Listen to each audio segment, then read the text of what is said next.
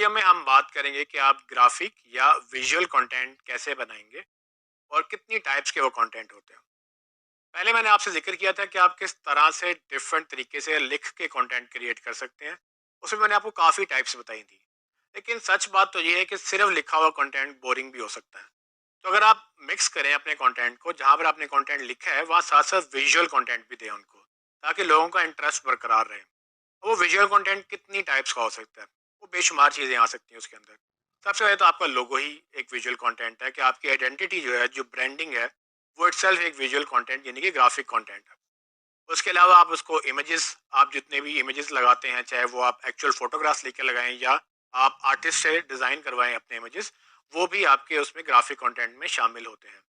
फिर आप अगर ब्लॉग लिख रहे हैं तो उसका बैनर जो बनाते हैं वो भी आपका ग्राफिक कंटेंट में आता है। आप सोशल मीडिया पे जो पोस्ट लगा रहे हैं वो भी ग्राफिक कंटेंट में आता है। यानी कि जितने भी इमेजेस का काम आप कर रहे हैं वो सब ग्राफिक कंटेंट में आता है। अक्सर लोग तो ब्रोशर बनाते हैं, कुछ प्रिंट करवाते हैं, लेकिन डिजिटल में अगर ब्रोशर हम डिजिटल ब्रोशर की बात करें तो वो भी ग्राफिक कंटेंट है, बट ऑफ कोर्स उसके साथ खाली ग्राफिक्स नहीं, ग्राफिक्स साथ रिटर्न टेक्स्ट भी चलेगा। तो हमेशा आपने कंटेंट वो क्रिएट करना है जो आपके यूजर को पसंद आएगा, और उसमें ये हरगिज भी लिमिटेशन नहीं है कि सिर्फ रिटर्न होगा या सिर्फ ग्राफिक होगा। आप इसको बेहतरीन तरीके से मर्ज करके अच्छा कंटेंट निकालेंगे, जिसमें आई थिंक रिटर्न के साथ साथ विजुअल भी उतना ही इंपॉर्टेंट है।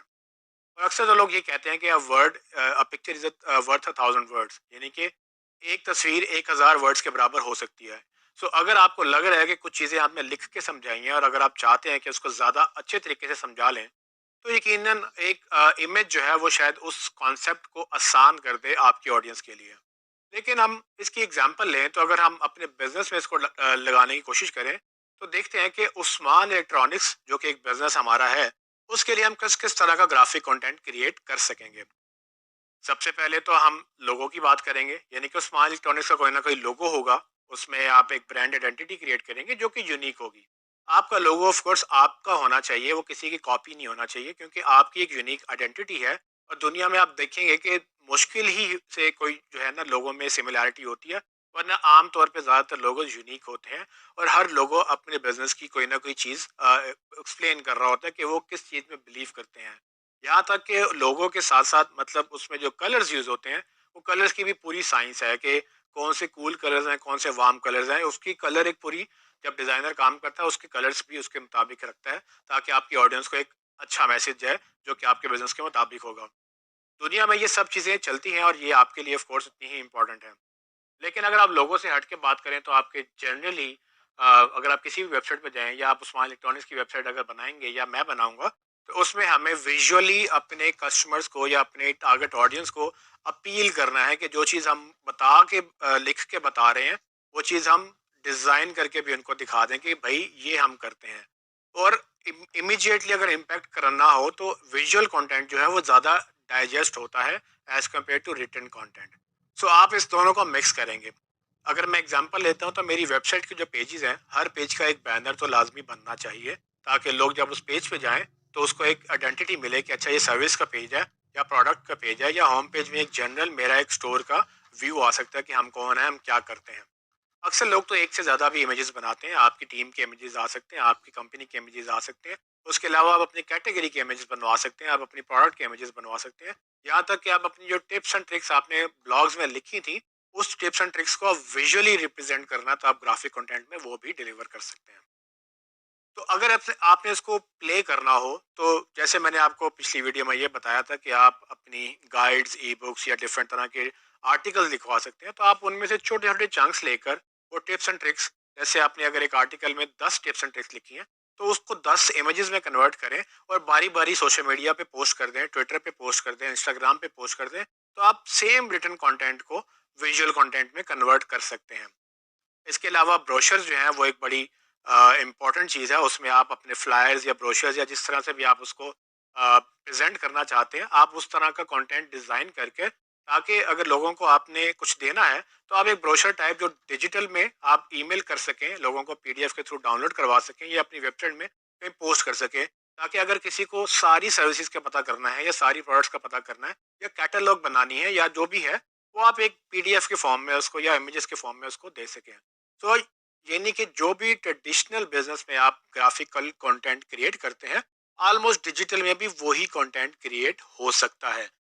अच्छा, इसके अलावा एक बड़ी इंटरेस्टिंग नई कैटेगरी पिछले कुछ अरसे से चल रही है कि आप तंज़ो मज़ाह भी कर सकते हैं। यानी कि आप बड़े फ़नी इमेजेस भी बना सकते हैं। आप अगर बिज़नेस हैं तो ज़रूरी नहीं कि आप सिर्फ़ सीरियस बिज़नेस ही हैं और आप कभी मज़ाक कर ही नहीं सकते। अगर आपने कोई कॉन्सेप्ट ऐसा देना है जो कि आपको लगता है कि एक मज़ाहिया अंदाज़ में जा सकता है, तो उसकी एक नई कैटेगरी आई है जिसको कहते हैं मीम। यानी कि मीम्स वो इमेजेस होते हैं जिसमें आप कोई ना कोई मैसेज बड़े मज़ाहिया अंदाज़ में कम से कम अल्फ़ाज़ यूज़ करके ज़्यादा से ज़्यादा दिखा के उनको लोगों को एक्सप्लेन करते हैं। मीम्स आजकल बहुत पॉपुलर हैं और ऑफ कोर्स उसमें कैटेगरीज हैं। कुछ लोग सिर्फ मजाक के लिए करते हैं, कुछ लोग किसी को तनकीद करने के लिए करते हैं। पॉलिटिक्स के मीम्स बन जाते हैं, लेकिन बिजनेस के मीम्स भी होते हैं। अक्सर लोग अपनी फ्रस्ट्रेशन जो है वो एक्सप्लेन करना चाहें तो उनको शायद अल्फाज ना मिले, बट एक मीम के अंदर वो अपनी एक सिचुएशन ऐसे कैप्चर कर पाते हैं कि वो अपने मैसेज को आगे डिलीवर कर सकें। बहुत सारे बिजनेसेस ने मीम्स को भी कैपिटलाइज किया है, मीम्स को यूज करते हुए अपनी मार्केटिंग को बेहतर किया है। अब आपने अगर ये अंडरस्टैंड करना है कि आपके लिए क्या बेहतर है या आपके क्लाइंट के बिजनेस के लिए क्या बेहतर है, तो आप अपने बिजनेस को अंडरस्टैंड करें।